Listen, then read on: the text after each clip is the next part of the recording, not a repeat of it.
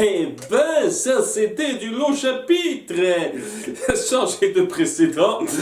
Alors, c'est la première vraie affaire qui vaut un peu le détour hein, dans l'absolu. Et bon, c'est sympathique de voir ça venir enfin.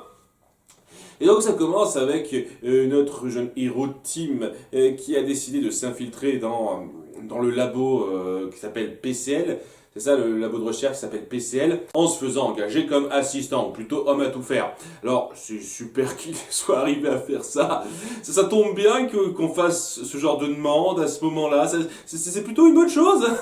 Je sais pas, on montre pas comment ça a pu se mettre en place, ça, mais voilà, il y avait un poste de libre, il s'est proposé. Ça tombe bien. Personne d'autre n'a été pris à part lui, il avait aucune expérience en termes de recherche scientifique, mais c'est lui qu'on prend. Parce qu'il y a besoin qui s'infiltre dans les locaux, voilà pourquoi. Ouais, petit détail, quoi, il en parle rapidement, enfin en cachant un petit peu son but, hein. Il dit juste qu'il a été engagé comme assistant à mi-temps dans cet endroit à l'associé de son père. Et avant de partir, on voit une conversation entre donc cet associé et l'inspecteur en charge de la disparition de Harry. Donc oui, il a été mentionné rapidement à la fin du chapitre 1, c'est bien de le voir maintenant, et du peu qu'on voit, ça a l'air d'être un glandeur quand même. Bon, on le montre un peu, je suis un peu sérieux, mais étant donné qu'il a réussi à rien faire de ce qu'a fait Tim, et il semble n'avoir eu absolument aucune piste pour l'instant. Enfin, j'en sais rien, à nouveau, hein, c'est que le début, peut-être qu'on en aura plus. Pour l'instant, ça fait un petit peu glandeur. Oh, j'ai fait des recherches comme ça, je ne rien trouver. Parce que la police doit rien trouver, c'est à nos héros de tout trouver eux-mêmes. Voilà, mais c'est bien de montrer un petit peu que c'est pas... qu'on laisse pas couler ça comme si de rien n'était, quand même, c'est bien. Avant de partir, cela dit... vers le PCL, il y a nos deux héros qui tombent sur un Pikachu. Un autre Pikachu, ils sont deux là, ils discutent, et il y a donc le détective Pikachu. J'en ai pas parlé, mais depuis le début, il a cette capacité de parler, de comprendre les autres Pokémon, contrairement à Tim. Donc, il arrive à faire la traduction pour nous. Et donc, il dit, je vois ce que tu veux dire. Eh ben, bonne chance à toi et à ton dresseur. Je vous souhaite d'être les meilleurs. Battez-vous sans répit. Et ils disent la même chose en anglais. Hein. I hope you'll be the very best, like no one ever was. Ouah, référence. Référence. Un premier générique, hein, c'est nostalgie. C'est un peu facile quand même, hein. Un petit peu facile, un peu grossier comme référence, mais ça m'a fait sourire. Hein, je vais pas le nier non plus. Bref, il se rend au PCL. Et il décide de pas être stupide et de se faire appeler par un autre nom que celui de Goodman, parce que ça pourrait leur rappeler son père et il devrait pas éveiller les soupçons à cause de ça. Sachant qu'il se fera vite repérer quand même, donc ça n'a pas apporté grand chose dans l'absolu, mais bon, c'est intelligent quand même d'avoir pensé à ça. Et donc il prend pour nom Hotman au lieu de Goodman, il entre et on découvre donc différentes personnes et leurs Pokémon. Et je me suis un petit peu plaint des designs de Pokémon depuis le début de ce jeu, et je vais le faire un petit peu par la suite, hein. Attendez-vous-y, mais j'ai quand même envie de contrebalancer un petit peu ça en disant que oui, il y a quand même des designs qui sont très jolis et très sympathiques. Notamment, il y a un Pokémon qui s'appelle Floette, qui était super mignon. Vraiment. Là, je comprendrais que quelqu'un dise oh, ce Pokémon est super mignon, parce que ouais, moi je le trouve super mignon aussi. Voilà, un Pokémon fée, je sais pas si c'était déjà présent ce genre de type dans la première génération, enfin bon, c'est un détail. Voilà, c'est histoire de dire que les Pokémon post-génération sont pas tous soit quelconques, soit bizarres à regarder. Non, non, des fois, il y a quand même des trucs bien pensés, hein. Nous sommes d'accord. Donc, ouais, il se présente un petit peu à l'accueil, il y a la directrice qui vient l'accueillir aussi. Hein. Et on découvre le personnel de cet institut qui consiste en 6 ou 7 personnes maxi. Donc c'est très restreint. Hein. Donc il y a l'hôtesse d'accueil, il y a le garde d'entrée, hein, qu'on voit jamais, il est là, histoire de dire. Alors il y a la directrice, il y a 4 chercheurs. Ouais, 4 chercheurs. Et c'est tout. Hein, voilà, c'est tout ce qu'il y a. Il y a un chercheur et qui fait des recherches sur comment ça s'appelle cette merde. Miasmax, un Pokémon dégueu, hein. C'est un Pokémon poison, mais c'est ce genre de Pokémon poison qui représentent les déchets en gros. Et le truc de Miasmax, c'est d'avaler des déchets pour produire des espèces de vapeurs. Et il est censé y avoir un truc à faire avec ça, avec ce type là, le type qui s'en charge. Et je suis pas allé jusqu'au bout parce que ça servait à rien, c'était une quête secondaire où on demandait va trouver des déchets en tout genre dans le coin, histoire de faire des expériences sur le genre de truc que peut faire Miasmax, et ça mène absolument à que dalle. Je me demande bien pourquoi on a fait cette espèce de sous-intrigue si déjà on peut pas aller jusqu'au bout et si ça porte rien. Voilà, mais c'est là, voilà. Il y a ce type, il y a une femme qui s'occupe de l'espèce de cerf, une pseudo-cerf avec quelques Pokémon. Il y en a 4 dedans, donc c'est pas où. Dedans. Parmi ces Pokémon, il y en a un qui s'appelle Desceliand, qui est une espèce de Pokémon arbre super flippant. Et oui, le jeu de mots, je l'avais vu tout de suite, mais c'est vachement. C'est histoire que ce soit clair, hein. Il y a la suite du jeu de mots, la complétion du jeu de mots avec un autre Pokémon qui s'appelle Brocélum. Voilà, voilà. Donc, Brocélum, Desceliande. Faites le lien. Voilà, un petit détail à la con, hein, mais vraiment c'est histoire de chipoter sur les dialogues. Il y a Pikachu qui fait par 3 fois le jeu de mots. Haha, tu fais du bon boulot ici. Boulot EAU. Rappelle, 2-3 fois il l'a fait celle-là, c'est bien, on fait bien. Bref, les 2 autres chercheurs, c'est Carlos, un type qui s'occupe de recherche sur des moteurs à énergie via un Pokémon électrique Spectre. Il précise bien, dès lors qu'on le rencontre, ouais, je me débrouille bien avec les Pokémon Spectre, mais j'ai un peu de mal avec Pokémon électrique, c'est pour ça que j'ai un peu de mal avec ce Pokémon-là.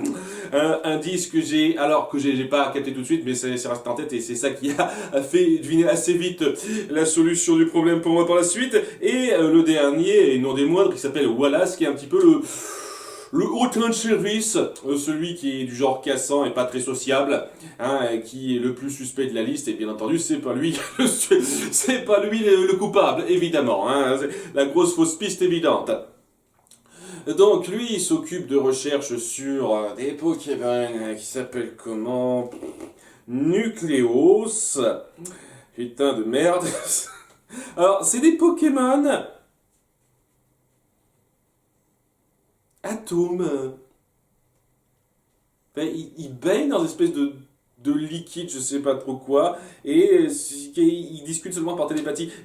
Est-ce qu'ils peuvent vivre que comme ça, dans une espèce de bain de liquide précis, ou ils peuvent sortir, parce que sinon ils doivent pas être très utiles en combat Pokémon, ceux-là aussi. Mais voilà, des Pokémon atomes, quoi. On en est là. Parce que oui, il y a clairement le noyau et tout ce qu'il forme autour, c'est clairement en référence à l'atome, quoi. C'est vraiment un cours d'idée à ce point.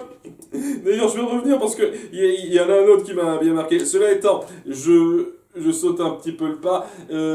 Pour commencer, on ne peut pas avoir accès à l'aile est et la cour centrale, l'espèce de petite serre centrale, parce que c'est bloqué par un mot de passe. Il y a une espèce de digicode avec un mot de passe à rentrer, et il y a le mec, Wallace, qui est à nouveau pas très sympa, qui dit ah, vous m'énervez à déambuler dans les couloirs, je veux pas que vous gêniez mes recherches, donc vous entrez pas sauf si vous résolvez mon mot de passe. Ah, c'est ces petites manies, et donc nos scientifiques se disent merde. On va rester dans notre coin, on va pas s'en charger, malgré le fait que, notamment la scientifique qui se charge de la serre, en a un petit peu besoin d'entrer, mais elle essaye pas de faire des recherches ou quoi que ce soit. C'est à nous de nous en charger. Parce que merde, il faut une petite énigme pour pimenter les choses et pas rester comme un con à supporter juste le scénario. À nouveau, hein, c'est amené de façon un petit peu forcée et logique de jeu vidéo. Hein. Je sais que je m'en plains un petit peu, etc. Mais c'est pas non plus quelque chose de grave, nous sommes d'accord. Donc ouais. L'énigme est un tout petit peu plus recherchée que les précédentes, même si c'est pas non plus sensationnel. Faut trouver une espèce de liste qui correspond aux Pokémon du coin et savoir quel symbole entrer sur le digicode de façon à à ouvrir la porte et selon les types de Pokémon. Tiens, voilà, le Pokémon de type électrique spectre, par exemple, eh ben, ça correspondra au deuxième symbole, et il y a un symbole qui correspond, d'après une fiche qu'il a écrite, à ce Pokémon-là. Voilà, et donc, ben, voilà, il faut juste savoir à quel Pokémon correspond type électrique spectre. Sachant que ça tombe bien qu'il n'y ait pas une seule paire de Pokémon à avoir exactement les mêmes types. Hein. Ça aurait été problématique. Non, non, non, non, non, non. Ah, on a réussi à faire une liste avec tous les Pokémon de types différents, donc c'est plutôt bien goupillé ça. Et donc après, donc des petites recherches à la con. Et le fait que ça prenne en compte un peu intelligemment que on n'est pas forcément au courant des types de chaque Pokémon existant. Donc il y a une petite archive, une petite salle de documentation qui permet d'avoir des informations sur les types des différents Pokémon qui existent au sein de l'établissement, bien sûr. Donc ça nous permet de trouver le code. C'était pas trop mal, voilà, hein, c'est quand même un peu plus recherché que les énigmes précédentes. Et en entrant dans la serre et dans l'aile Est, on finira par tomber sur un Pokémon porte-clés. Il existe une génération qui s'est dit: vous savez ce qui manque comme type de Pokémon? Un Pokémon porte-clés. C'est quoi ce délire?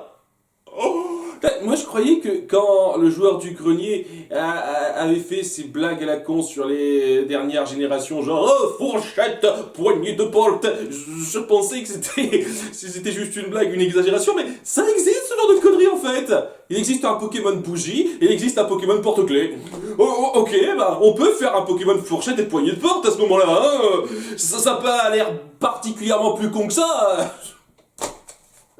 Pokémon porte-clés, merde. Vous savez ce qui m'a fait dire ok, j'arrête le jeu tout de suite, je vais attendre un petit peu et je vais faire des réacs sur ce jeu. C'est ça. C'est au moment où ce Pokémon est apparu, je me suis dit faut que je pointe ça. En tant que personne qui redécouvre Pokémon après toutes ces années, je me dis il faut que je pointe ce truc. Pokémon porte-clés.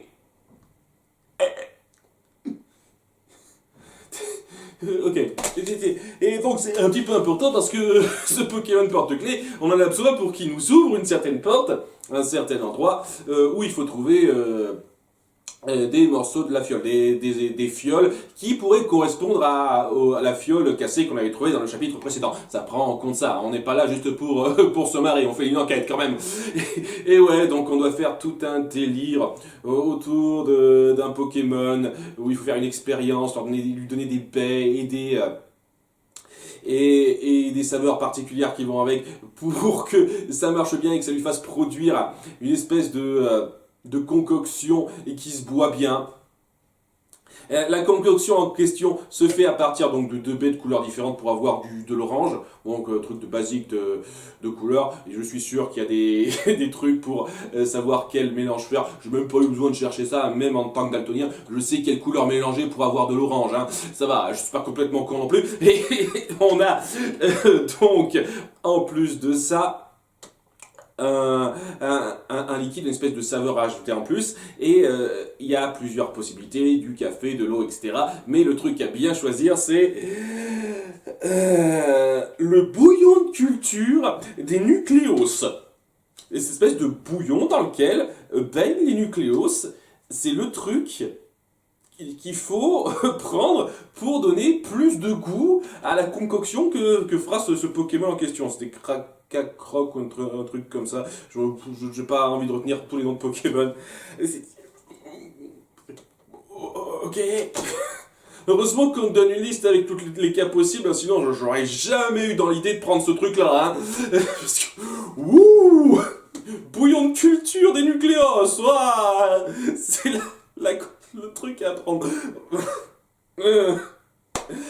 Un truc très marrant par rapport à ça, c'est que quand on prend le bouillon en question et lorsque Tim dit ça sent bon, hein. Ouais, et t'as conscience quand même que c'est là-dedans qu'on baignait pendant je sais pas combien de journées des Pokémon quoi. Tu dis ok, c'est intelligent de ta part de dire ça à Pikachu, mais lorsqu'on crée la concoction à partir de ce bouillon de culture, il se dit ça sent bon, je pourrais presque en boire. T'as oublié toi aussi que ça vient en partie d'un bouillon où on baignait pendant des journées, ces trucs-là. C'est- euh, détail, mais ça fait quand même bizarre comme façon de faire les choses. Donc grâce à ce bouillon-là, on parvient à faire la concoction que veut le Pokémon porte-clés bordel de merde. Et en lui donnant sa concoction, il nous ouvre la porte en question où se trouve la fiole qu'on cherche. Mais parce qu'il y a plusieurs cas de fioles dans les différentes salles. C'est un truc que j'aime beaucoup dans cet endroit-là, c'est que c'est plus aussi restreint que les endroits d'avant, où on a un choix relativement limité. Là, il y a quand même plusieurs salles, il y a plusieurs endroits où naviguer, c'est cool. C'est cool, il y a vraiment une diversité dans ce qu'on peut visiter, etc. Et en visitant ces différents endroits, on peut comparer la fiole brisée aux différentes fioles qu'il y a dans le coin. Et ça sert absolument à rien. Hein. C'est juste pour faire joli, histoire de dire « Ah, les fioles, elles existent, mais on s'en branle royalement. » La chose à faire, c'est le truc super compliqué pour ouvrir la dernière salle disponible, de façon à avoir enfin la bonne fiole qui correspond. Et en voyant la bonne fiole qui correspond, on se dit oh, ça veut dire que quelqu'un dans ce labo est responsable, c'est quelque chose concernant ces accidents autour des Pokémon, mystère et boule de gomme. On voit qu'on est observé dans l'ombre par quelqu'un, et à nouveau on veut nous faire croire que c'est vaguement Wallace, mais c'est clairement pas lui. Et donc on passe au lendemain avec la petite transition au café d'en bas. J'ai le sentiment que ça va être une transition régulière, ça, chaque fois qu'on sera entre deux investigations, deux enquêtes, et on ira se détendre un petit peu en buvant un café dans la cafétéria. C'est bien, hein, c'est bien de créer cette espèce de lieu courant dans lesquels on va souvent. Un truc qui m'a un peu interpellé dans cet endroit-là et dans d'autres conversations qu'il y a eu avant, c'est que on évoque à quelques reprises les incidents liés aux Pokémon. Comme quoi, oui, c'est pas quelque chose qui sort de nulle part, que c'est quelque chose qui en joue depuis quelques temps. Seulement, un truc que je trouve un peu feignant, un peu facile, c'est que à chaque fois qu'on évoque ces incidents et des exemples, c'est toujours les deux mêmes exemples qui sont mis sur le tapis, c'est-à-dire les deux affaires qu'on a faites. Ah, les Cap Humains et l'Oniglali, c'est toujours ces deux affaires-là. Est-ce que vous auriez pu faire preuve de diversité en disant « Ah tiens, il s'est passé un autre truc avant l'affaire des Cap Humains ou parallèlement à l'affaire des Oniglali » parce que je rappelle une fois de plus qu'il est censé y avoir deux autres endroits qui étaient liés à cette affaire. Bon, donc, ouais... Personne ne fait référence à autre chose à part les Cap Humains et surtout l'Oniglali qui est devenu fou furieux. Oh mon dieu. C'est ça les seuls incidents qu'il y a eu. Et dites-moi qu'il y en a eu d'autres quand même. Sinon à ce moment-là, ce serait pas une grande affaire qui ferait parler d'elle depuis tout ce temps. Hein. Voilà, c'est tout un détail. Il y a pas mal de détails à redire, mais rien de grandement répréhensible hein, dans ce chapitre. Hein. N'allez pas croire une seule seconde que je trouve que c'est mauvais. Bref, on passe au lendemain où, juste avant de partir, parce que j'ai oublié d'en parler aussi, on découvre que Emilia est là. Notre copine Emilia qui est présente dans chaque chapitre et qui est là pour préparer un petit reportage dans ces labos, mais ça tombe bien. Ça aurait pas pu arriver avant qu'on s'inscrive, qu'on se présente comme assistant ou après. Non, ça arrive au ce moment précis, au moment où il va se passer quelque chose. C'est pour ça que je me dis, il y a peut-être un lien, mais je sais pas trop, je saurais pas être sûr à 100% avec ça.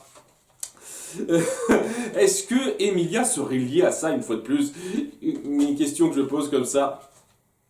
Mais bref, donc elle est venue pour préparer un reportage et le lendemain, quand on s'y rend à ces labos, et ben le reportage est sur le point de se lancer. Et on n'arrête pas de dire à quel point t'as été super utile, tu nous as super bien aidé, parce qu'on n'était pas foutu de faire ce genre de truc tout seul.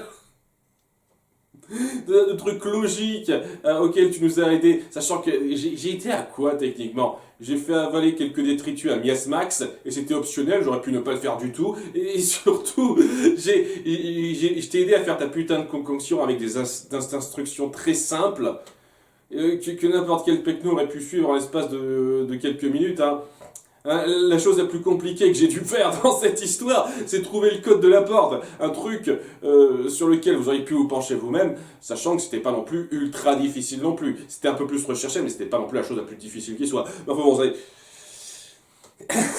Pas grave, détail, hein. C'est, ils vont dire, ouais, il est génial, ce nouvel assistant, etc. Il nous a aidé sur un truc important. Un truc que j'aurais pu faire moi-même, toute seule. Mais sinon, rien d'autre. Je vois pas l'intérêt. Bref, le reportage commence à se lancer. On a la même caméraman qu'on avait dans le chapitre précédent, parce qu'apparemment elles sont toujours en duo, ces deux-là, pour le reportage. Et donc elles se disent, tiens, on va commencer un peu à filmer. Mais avant que ça se lance, cette histoire-là, et que tout le monde soit un petit peu sur son 31, se dit, ah, ça va bientôt être lancé, on va passer à la télé, il y a un truc qui se passe avec Décéliande, putain, j'ai toujours du mal, qui se met à perdre les pédales et attaquer un petit peu tout le monde. On peut dire qu'il fait pas du beau boulot là tout de suite. Donc... Ouais, il y a même pas de QTE pour ça, on se barre juste, il faut un petit peu le bazar dans la serre pendant quelques minutes, on se dit on y retourne, il s'est calmé et c'est un désastre. Il y a voilà à nouveau toujours aussi antipathique ce gars qui dit ah, c'est ta faute, c'est toi qui t'en es occupé, c'est ta faute si c'est arrivé ça, en parlant intime, sans la moindre preuve, sans rien pour étayer ça, mais... Ok, c'est à nouveau histoire de faire une fausse piste en le rendant un peu antipathique, un peu plus antipathique que les autres. Facile, je trouve ça facile. Vraiment. Et bon, il y a Emilia et à peu près tout le monde qui le défend en disant oh, mais non, c'est faux.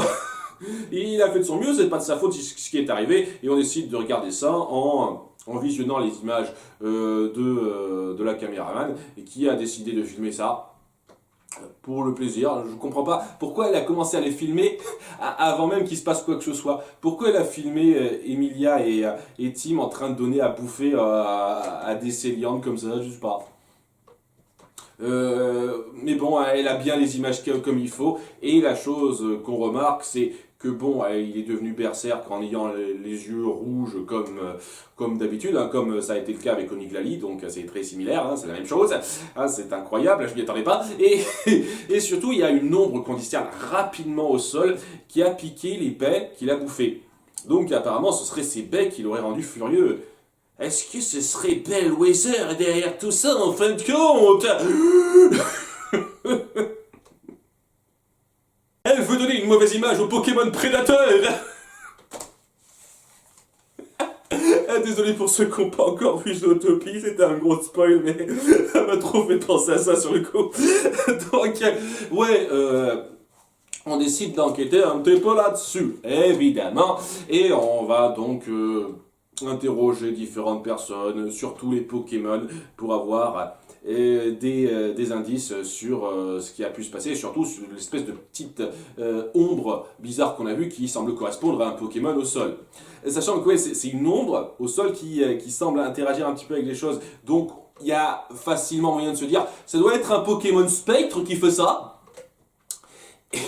Personne se pose la question par rapport à ça, et je sais pas, je sais que vous êtes des chercheurs, pas forcément des spécialistes Pokémon, mais personne se dit, tiens, ça correspond à un certain type de Pokémon, ce genre d'apparition, de principe, etc. Non, ça va être à nous de faire le lien de façon à nouveau un peu forcée. Alors, c'est pas que c'était mauvais, vraiment, mais je trouve qu'on tient un peu trop la main dans ces enquêtes, et les conclusions que je fais, je suis content de les faire au départ, mais très vite on me dit il faut que tu aies plus d'indices pour bien mettre le point sur ce que ça veut dire ça, de façon à ce que ce soit super clair. C'est un peu le truc, on tient un peu trop la main et on donne toujours les bonnes indications qu'il faut. Faut que tu ailles là, faut que tu dises ci, faut que tu dises ça. Au bout d'un moment, je me dis ok, c'est un jeu d'enquête, j'aimerais pouvoir faire ces conclusions par moi-même, tu sais. Même si à certains moments je peux avoir un peu de mal à savoir où est-ce que je dois me rendre, c'est cool de découvrir un peu par moi-même. Et c'est pour ça que j'ai pas choisi le mode facile. C'est le genre de choses pour lequel le mode facile devrait être là. Ça devrait pas être dans le mode moyen, ça. Alors est-ce que vous pourriez faire un mode difficile où vous m'évitez ce genre d'indication ultra rapide, fastoche, quoi? Ah, c'est dommage, parce que bon, en soi, c'est pas mal comme enquête. On a des témoignages qui disent que ce Pokémon semble être présent depuis bien avant les autres, qu'il fait tomber la température quand il est dans une pièce, et donc il peut se faufiler dans une ombre sans se faire voir. Et après ça, on commence à avoir une idée que ça doit sans doute être un ancien Pokémon du laboratoire avant qu'il soit renouvelé, parce que ce laboratoire, il existait déjà avant sous une autre forme. Et donc, on fait des recherches là-dessus, on finit par savoir qu'il y avait 4 Pokémon avec les fondateurs de l'ancien laboratoire. Alors, 3 Pokémon type un chien, un singe, une espèce de Pokémon eau, et Ectoplasma. Et tout de suite te dire, ouais, je me demande lequel c'est parmi ces 4-là, dites donc.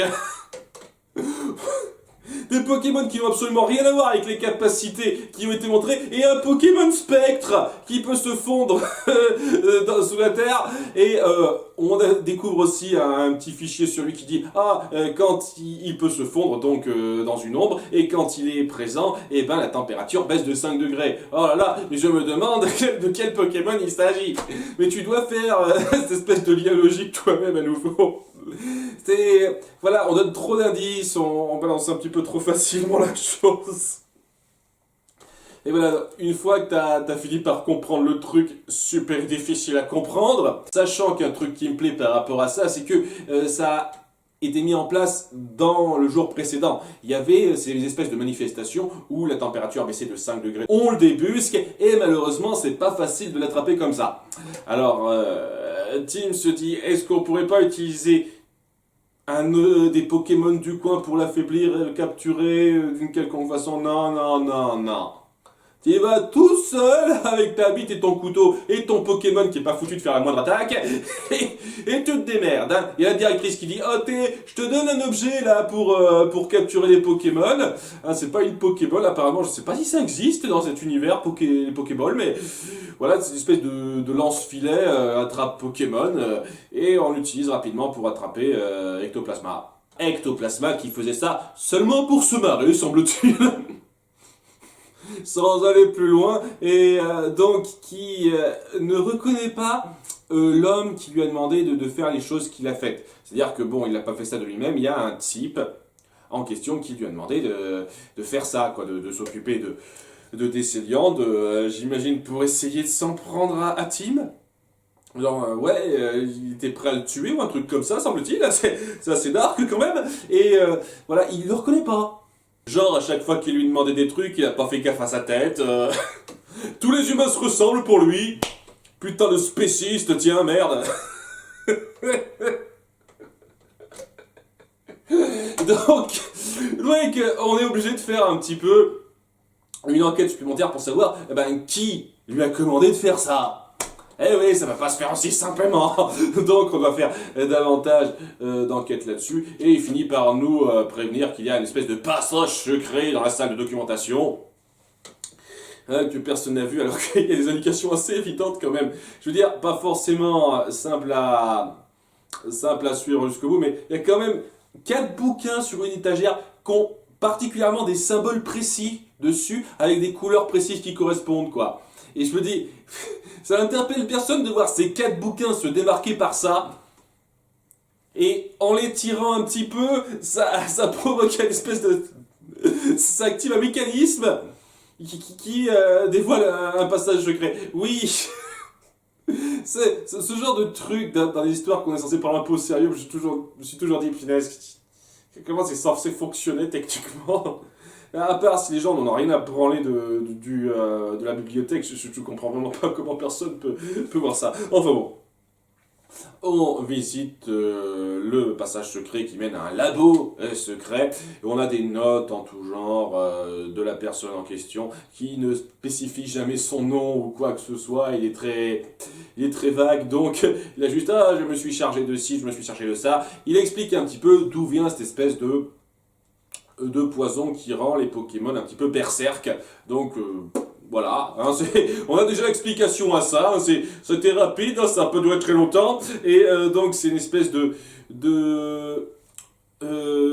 substance sur laquelle on a travaillé dans l'ancien labo avant qu'il soit renouvelé, et Donc il a trouvé ses notes et le mec a essayé de faire des recherches là-dessus et ce truc s'appelle le R. La lettre R, c'est simple au moins, c'est pas trop compliqué à s'en rappeler, et donc il a fait des recherches là-dessus, et il y a quelqu'un qui lui a commandité ce produit, il s'est pas posé plus de questions que ça, il a reçu le fric apparemment, et on n'en sait pas beaucoup plus, on voit juste le reste des baies de décéliantes qui ont été piquées par ectoplasma. Ce qui prouve que techniquement c'est pas lui qui a pu les ranger là-dedans, nous sommes d'accord, parce que il a beau pouvoir se mouvoir à travers les objets qu'il porte, non, ne peuvent pas. Tant qu'il n'a pas pu amener ses baies au laboratoire, il a forcément dû les donner au mec en question. Et à nouveau, il n'a pas vu son visage, une fois de plus. Ça n'a interpellé absolument personne, évidemment. Donc, une fois qu'on a tout ça, on se dit ah on est vraiment sur la piste, il y a quasiment plus grand chose à faire. Il nous reste à avoir une preuve assez concrète de la personne qu'on accuse quand même, parce qu'on va pas non plus accuser n'importe qui n'importe comment. Et il décide de voir les vidéos des caméras de surveillance qui indiquent certaines choses, les allées et venues du personnel le jour avant le crime. Pour une raison qui m'échappe, honnêtement, oui, c'est pas pour dire que c'était mauvais, mais je trouve pas que c'était une preuve grandement forte en fait, parce que c'est un petit peu ça qui va être le dernier clou qui nous permettra de bien préciser, de bien affirmer que le coupable c'est lui, et le coupable en question, on va le faire à la mode Hercule Poirot, bordel de merde, hein. Alors, on va pas y aller de main morte, on se dit ok, tout le monde réunissez-vous, je suis l'assistant de labo présent depuis hier, c'est moi qui me charge de l'enquête, venez que je vous fasse part de mes conclusions. Tout le monde se dit, ok, on te suit. Et donc Tim répète plus ou moins ce que lui dit Pikachu, sachant que j'ai pris toujours les bonnes décisions, à savoir quoi utiliser à montrer pour prouver ci ou ça, hein. Donc si ça se trouve il serait plus intervenu, mais étant donné qu'une fois de plus il n'y a que Tim qui comprend Pikachu, on est obligé de rapporter ses paroles. Et voilà, il nous la joue Hercule Poirot, et ça serait cool parce que j'aime Hercule Poirot, hein. J'aime ce genre de révélation à la Hercule Poirot, mais c'est pas aidé par le fait que Tim a une personnalité très plate. Donc quand il nous la joue, voilà mes conclusions, comment j'en suis parvenu à savoir si ça, je me dis, ah punaise, ce serait tellement mieux avec quelqu'un qui a une personnalité. Même à la fin, quand le coupable est bien dévoilé et confirmé, quand il essaye de s'énerver par rapport à où se trouve son père, puisque maintenant on sait que ce type est un peu lié directement, et sa façon de s'énerver est à peine crédible. Je veux dire, ça passe vaguement correctement, mais punaise, on aurait pu en faire beaucoup plus. Ça aurait pu être 100 fois plus prenant avec un type avec une personnalité plus poussée que ça. C'est le problème central de jeu pour l'instant. Le personnage principal est assez plat, basique. Et ça aide pas.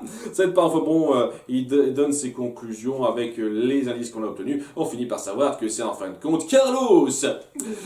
Et ouais, ce qui m'a mis la puce à l'oreille, personnellement, c'était assez rapidement, une fois qu'on a découvert que c'était sans doute un Pokémon Spectre qui s'est un petit peu occupé de ces choses-là, eh ben, ça doit certainement être la personne qui a dit la veille qu'il était doué avec les Pokémon Spectre.